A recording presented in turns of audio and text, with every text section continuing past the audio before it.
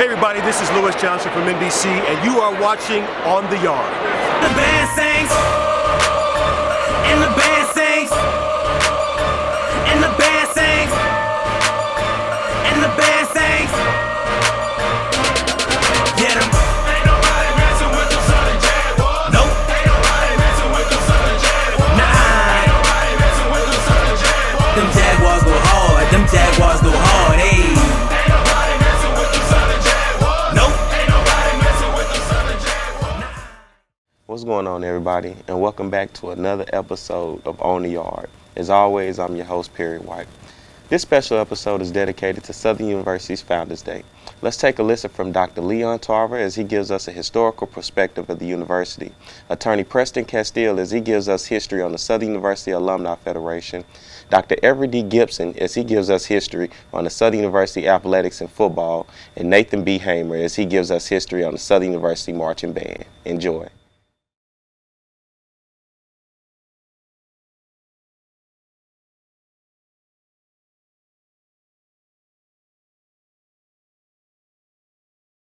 When Southern University was created in 1880, there wasn't a public, historically black university around. The only black universities around were private institutions, and all in New Orleans, and most associated with either the Methodist Church or the Baptist Church. So when Southern was founded, it was a public university. Those early years were very competitive for Southern in a city with at least 2 or 3 other black institutions. But keep in mind further, 1880 was only 15 years following the Civil War. And in fact, it was only 3 years at the end of Reconstruction. The Reconstruction period began in 1865, the end of the war, and was supposed to be that period of time in which Southern states were being reconstituted as members of the American Union. In addition to that, people across Louisiana, black people across Louisiana, wanted an education. And there was no university outside of New Orleans servicing the rest of the state. So it was rather opportunistic, the notion of moving this school to Baton Rouge as a capital, and having a public institution to service the needs of then African American citizens and their children. The move to Baton Rouge was not without some controversy because, as the history books will tell us, trying to find an appropriate location for the university was rather troublesome.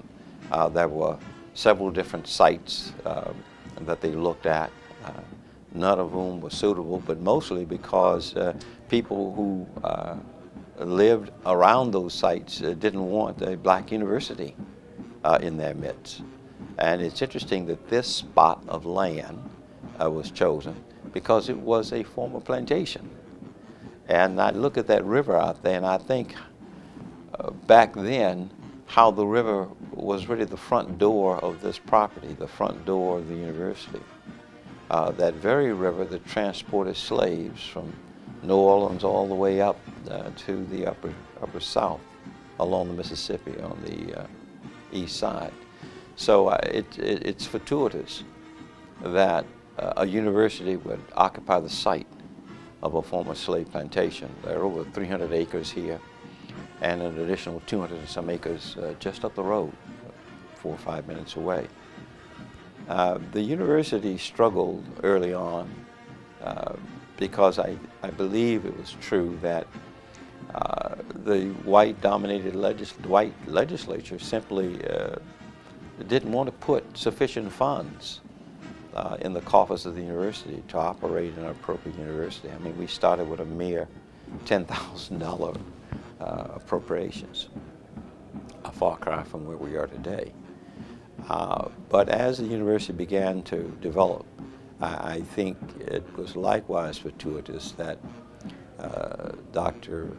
J.S. Clark became its refounding president here in the city of Baton Rouge. At the time, Dr. Clark was president of Baton Rouge College and was a well-known, highly respected educator in the state of Louisiana and so recognized around the country. So Southern was very fortunate to have a man of such character, a man of such leadership qualities, highly respected, he and his family. And it was from that humble beginning that we began to reformulate where the university was going and the people it would serve. His son, Dr. Felton Clark, took over after that. And Dr. Clark was the longest serving president, Dr. Felton Clark was. He served president for 30 years. So between those two, father and son, that was half a century. Takes a collegiality of everyone involved associated with Southern, from our foundation, our alumni organization, from our student organizations, from our universe out here we serve. We have to stay in harmony with it. Southern can't survive unless we stick together, that all of the essential elements that make Southern what it is today join hands and recognize that if we have a future, it'll be because of us and the students that we produce. And we have to continue to produce excellent students. We can and we will. Yeah, you know, with any university, what makes it strong is its Alumni Association. Students come along, they're very much in need, and the university does a fantastic job of educating students. But what keeps a university strong for tens and for over 100 years is a strong alumni association.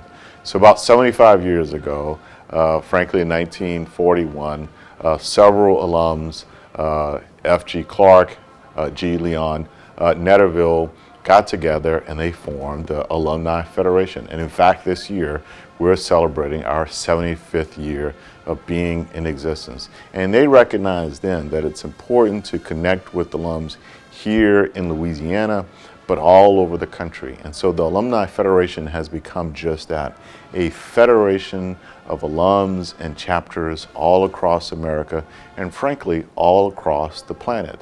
We literally have chapters in every major city throughout the United States, and the Federation is the organization that pulls them all together. We create that connectivity between all alums. So we connect alums from the West Coast to the East Coast to the Midwest, and this organization for the last 75 years has ensured that the university will have strength and that the alumni has continued to have the back of the university by raising funds, making donations, advocating on behalf of the university, for standing up and making sure that it will continue to be strong. And in fact, that's exactly what's happened. It's grown from back in 1941, where we had a university, but not a system, to where we are now, this 5-campus system, the only HBCU system in America. Well, you know, I think that the university has done just a phenomenal job. But the fact that its structure is unique among HBCUs and that it is a system with, frankly, a campus in Baton Rouge, in New Orleans, in Shreveport, the power that we have is phenomenal in terms of the impact, particularly in the African American community, but for the whole state. But what the Southern system represents is an ability to, by tapping into its pre-K through 12 program, its laboratory school program, to educate young folks from pre-K all the way up to the PhD level. You know, there's no other HBCU that has a community college, has 2 4-year institutions, that has the PhD programs that we have, that we can control the pipeline of kids from when they're, you know, shortly after they're born. And the earlier you can catch young folks, the better chance they have of succeeding. And I want this system to recognize that power and continue to get deeply involved in the pipeline, and not simply wait till young men and women come to us as 18-year-old freshmen, but rather be involved in the strength of that pipeline all across the state of Louisiana. And the ones that we lose, I think the more we get involved with that, we will see that we can save them, we can rescue them, but more than just saving and rescuing them, we can make them strong and powerful that will lead this state and lead this country for years and decades and centuries to come, because Southern University will be around for many, many, many, many years. You know, in terms of the history of Southern University, we started off 75 years ago with great leaders that you'll recognize as founders of this university, in terms of F.G. Clark, in terms of G. Leon Netterville. And we've continued to build on great leadership throughout the last 75 years. You know, when you become president, national president of the Alumni Federation, you're really standing on the shoulders of really great leaders. You know, in my case, I followed Dennis Brown, and he followed Des Moines Rutledge. We had Michael Adams and Donald Wade, and all of these folks have done so much to contribute to the legacy of Southern University and this Alumni Federation that's continued to make it strong. And we're so strong today because of all of that great work throughout our 75-year history, and we continue to get bigger and better and stronger, and we're able to reach alums all across America, and those chapters continue to become stronger because of the history of so many alums, so many great leaders leading this organization, that allows me and the leadership of this administration to sit where we're sitting now to make this organization and continue to make this organization great.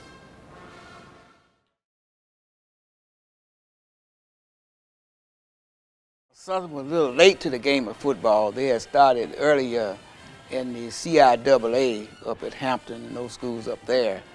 And when Dr. Clark J.S. Clark became president of Southern University in 1914, he had already visited the Tuskegee and these Howard and the other schools, and they had a football program. And he wanted to compete with them, not just in the classroom, but also on the football field. So it started as an intramural. We had intramurals when we first came in 1914 through 1916-17, and then the intramural program evolved into the varsity, into the football program in 1918. Coach Big Charlie Holmes from Colorado State, he came here as an assistant coach, but he took over around 1922, 1923, and he did very well through the early 20s. But he came up to 26. He broke even. He was expected to do well, and 27. I don't find any records where he won any games there, and he was replaced. But the person he was replaced by was a legendary. Name is Bryce Union Taylor from the University of Southern California. Out there, he had been an All-American. He was the guy that stopped the four horsemen of Notre Dame. And then he went to Chaffin University in South Carolina at 27. In 1928, he became the head football coach at Southern University and athletic director, and he really put Southern on the map. He had a lot of firsts. First of all, he had the first All-Americans we had came under him. Therefore, he had the greatest winning percentage in Southern University. He won 85% of his game here, and he had our first undefeated season in 1931 when he was 7-0, and but he was not declared national champ, but he was considered for that. But he was our first great coach during that early period, Bryce Union Taylor. We don't want to forget him. Arnett W. Mumford, he's a national icon in coaching. He had coached 10 years in Texas, Jarvis Christians, Bishop, and Texas College. But the last 5 or 6 years at Texas College, he was very, very outstanding. He won 2 SWAC titles, and he had won a national black championship at Texas College and 35. So therefore, Southern was interested in getting him here, and Dr. Felton Clark was very instrumental, the person to get him here. But his impact it goes much further than Southern University in the state of Louisiana. He won 12 SWAC titles, 10 of them at Southern and 2 at Texas College, and he won 5 or 6 national black championships. And also, he was very successful in the first interracial bowl game, the Fruit Bowl in San Francisco in 1948 when he played San Francisco State. and he won that game decisively. But his influence extended much further than the boundaries of Southern University. He was recognized nationally as a great coach. His winning record, well, he didn't coach over a period of 35 years, and a couple of those years they didn't have teams because of the war. But he won 246 games, second only to Eddie Robinson with his 402 game over 55 years, I should add. And so it always had loyal supporters, and they would follow the team everywhere they would go in large numbers. So Southern became the team that everyone loves to beat, loves every Saturday. It's the toughest game we have every Saturday. So if they don't win another game, they figure if they win the Southern game, they had a good season. And because we carry a large crowd with us everywhere we go too, so a lot of people like that. And we like to brag about how good we are. And of course that helps out. But it is a vista to the university, using the football athletics period to use that way to introduce the university to people who may not have known the university. Went through a period of 20 years, 30 years, I believe it was, after Mom, till we got Coach Pete Richardson in 1982, 83, and then he returned us to the glory years. Rivalry with Grambling has always been there because it's an intrastate rivalry. And we played Grambling a few times before 1948, but after then, we didn't play them anymore until we became a member of SWAC in 1959. But FAMU filled that void with Jake Gaither and A.W. Mumford. Those were some of the greatest games that you ever would see, and they became our main rivalry after 1948.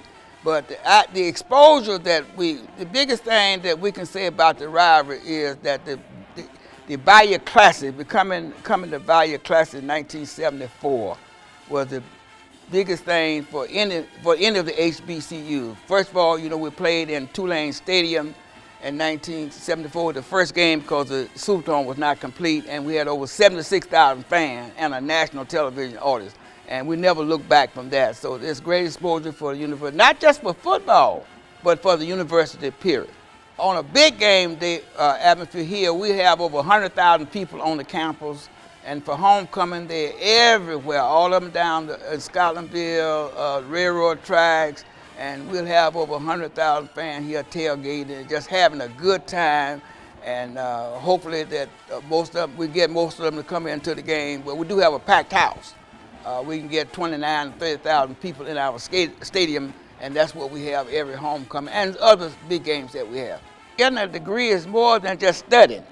It's an interrelationship that you get and the good experiences and things that you have, and that forum of athletics affords you that opportunity to do that. So we need both, but you should keep them in perspective now. Remember, you don't put athletics above academics, but they work together. If you don't know where you come, you don't know where you're going. And the other thing that a quote I have that until a lion writes his own story, the story of the hunt will always glorify the hunter. And by that, you need to tell your own story. Don't let nobody else tell your story, because they're not going to tell it like it ought to be and like it should be. But it's important that you write your own history so you can tell that story. The band stems back to the 1920s when we first organized the first stage band. It was before what we know as the Human Jukebox. Around the 1940s with Mr. T. Leroy Davis, he organized the first marching band on the campus. And that was the band that the legendary Dr. Isaac Greggs was a part of when he was a freshman in 1946. And then in 1965, Ludwig Freeman came and brought what we know as today as the uniform and the block letters and everything that we do as far as forming our letters and stuff on the field, SU and all that stuff like that. And in 1969, Dr. Greggs became the band director. Everything that we know the band as today is from him. The cape on the uniform,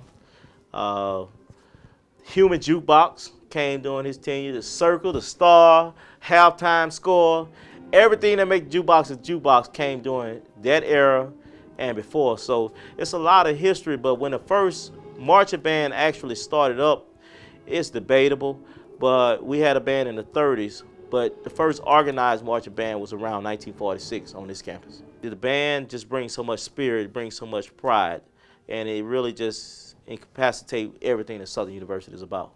What people don't know, Southern had 2 drum majors at one time. We had baton twirlers.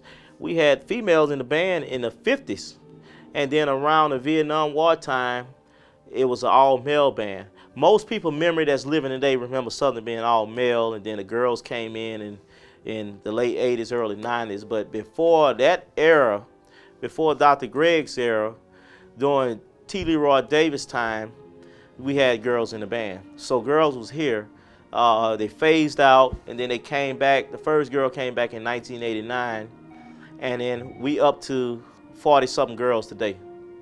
The sound of this band is very complex that I can't even simplify it in a 10-minute, 15-minute, 30-minute sound clip because it's very complex.